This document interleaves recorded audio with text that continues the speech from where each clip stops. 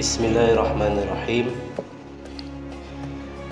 Assalamualaikum warahmatullahi wabarakatuh. Alhamdulillah, summa alhamdulillahil qail, a'udzu billahi minasy syaithanir rajim. Bismillahirrahmanirrahim. Subhanallazi asra bi'abdihi lailam minal masjidil haram ilal masjidil aqsal lazi summa barakna hawla ila akhir ayah. Sadaqallahul azim. Wassalatu wassalam ala nabihil karim khatimil anbiya wal mursalin sayyidina Muhammad Rasulullah sallallahu alaihi wasallam wa mawala. Terima kasih kepada pengacara majlis yang saya hormati, tentunya Tuan Pengerusi kita, Tuan Nadine. Sehat Tuan? Alhamdulillah. Seterusnya yang dikasihi seluruh warga jawatan kuasa Masjid Al-Muhajirin Kampung Lupak Poring, tuan-tuan imam, tuan-tuan, puan-puan, guru-guru, ayahanda-ayahanda, bonda, abang-abang, adik-adik yang dirahmati oleh Allah Subhanahu wa taala sekalian. Pertama-tamanya, ayo kita bersama-sama merafakkan setinggi rasa kesyukuran kita kehadrat Allah Subhanahu wa taala di atas limpahan rahmatnya, di atas nikmat yang terlalu besar daripada Allah Subhanahu wa taala. Pada malam ini kita dianugerahkan nikmat yang cukup besar. Bukan sahaja nikmat menunaikan solat berjemaah, tetapi nikmat yang tersiratnya itu adalah nikmat kita mendapat kesehatan dan juga mendapat jaminan masih lagi dalam beragama Islam. Alhamdulillah. Mari tuan-tuan, puan-puan yang dirahmati Allah Subhanahu wa taala sekalian, kita sama-sama membaca doa Allahumma ahyina bil iman. Hari-hari, sehari 5 kali baca. Dalam 5 kali itu mungkin ada yang di antara kita lebih dari 5 kali. Apa maksudnya? Supaya dalam kehidupan kita ini, kita dalam mengamal, menghayati kehidupan seorang yang beragama Islam. Mudah-mudahan juga kita minta kepada Allah Subhanahu wa taala supaya kita ini di akhir hayat kita ini, mudah-mudahan Allah Subhanahu wa taala masih tetapkan kita mati dalam keadaan Islam. Amin ya rabbal alamin. Ya.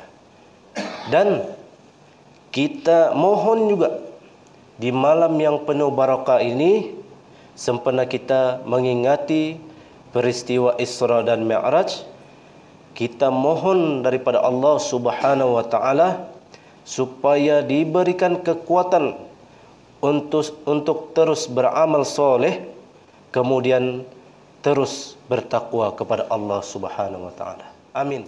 Dan jangan putus-putus kita memohon kepada Allah Subhanahu wa taala agar Allah Subhanahu wa taala sentiasa menjaga kita, melindungi kita, tidak terjebak dari tuan puan-puan yang dirahmati Allah Subhanahu wa taala sekalian. pada malam ini kita sama-sama orang bilang mendengar kuliah, dan saya di sini pada kesempatan ini mengucapkan ribuan terima kasih kepada jawatan kuasa masjid kerana memberi peluang dan ruang untuk kita sama-sama berkuliah sempena mengingati peristiwa Isra Mi'raj Rasulullah sallallahu alaihi wasallam. Jadi rasanya boleh kita terus insyaallah kita terus kita punya kuliah pada malam ini. Sebelum kita memulakan kuliah ini, saya teringat kata sahabat saya ni. Kenapa di awal-awal tadi saya mengajak tuan-tuan supaya sentiasa bersyukur kepada Allah. La in syakartum la azidannakum. Jadi sahabat saya yang seorang ini dia bercerita lah. Dia bilang, saya ada sebuah rumah besar. Dia bilang, cukup besar. Bila dia cakap cukup besar tu, kita pun memang bilang banglo lah apa ni. Indah 2 tingkat, 3 tingkat. Indah 3 tingkat, pakai lift.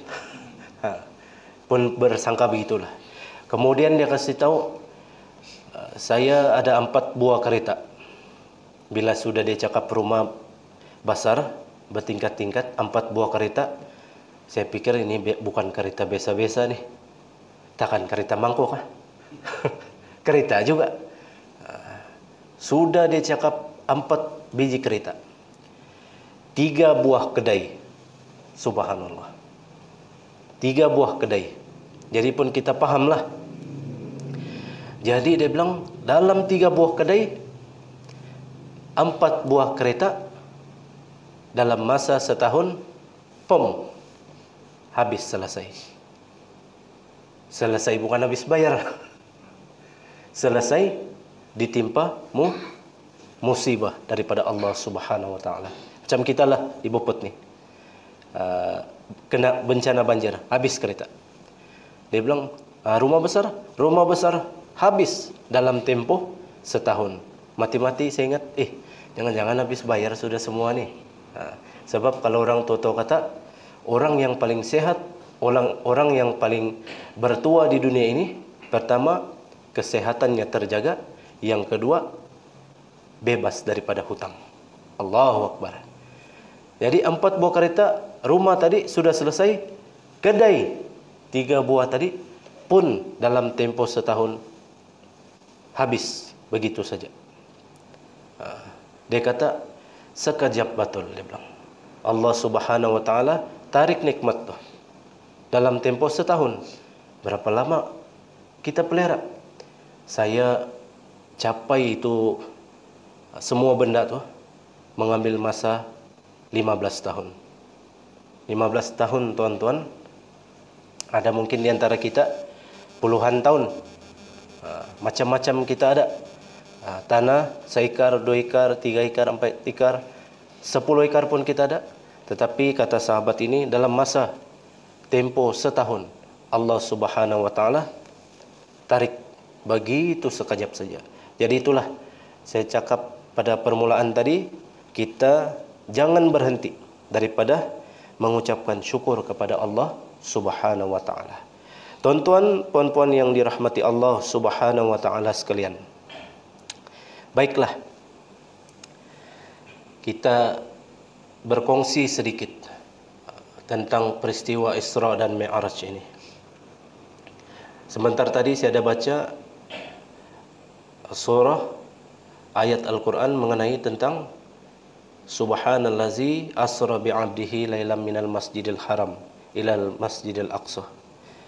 Mungkin tuan-tuan, puan-puan yang dirahmati Allah Subhanahu wa taala sekalian sudah berkunjung ke kota Mekah. Mungkin ada yang sudah datang ke Masjidil Haram. Yang mana kita tahu, kalau kita datang di sana, banyak hotel atau tidak? Dekat Masjidil Haram, banyak hotel. tempat jemaah-jemaah kita menginap. Dan dalam kawasan itu juga, kalau kita tengok Masjidil Haram, Masjid Nabawi, Nabi Muhammad SAW ini digerakkan oleh Allah Subhanahu wa taala menaiki buraq, seekor binatang yang Allah Subhanahu wa taala cipta untuk angkat Nabi Muhammad SAW sampai ke Baitul Maqdis ataupun Masjidil Aqsa yang kita kenali. Berapa jauhnya? Kalau dikira, berapa jauhnya tu, Ji? Indah terkira kita. 1250 km jauhnya. Kalau dulu-dulu zaman Nabi naik unta, naik kuda sebulan perjalanan. Dari Tanah Haram tadi mau ke Masjidil Aqsa ataupun Baitul Maqdis sebulan perjalanan. Tetapi kata Allah Subhanahu wa taala, lailam minal Masjidil Haram ilal Masjidil Aqsa. Hanya satu malam. Macam mana begini? Bingung kita kisah Isra dan Mi'raj Rasulullah sallallahu alaihi wasallam. Tetapi mau membuktikan bahwasannya dengan kekuasaan Allah Subhanahu wa taala kita diperlihatkan peristiwa yang hebat ini. Baiklah, tuan-tuan, puan-puan yang dirahmati Allah Subhanahu wa taala sekalian, sebelum kita sambung peristiwa Isra ini, ada peristiwa yang tersirat sebenarnya. Apa dia? Peristiwa Nabi Muhammad sallallahu alaihi wasallam kehilangan dua orang yang disayanginya. Pertamanya kehilangan istri baginda Siti Khadijah.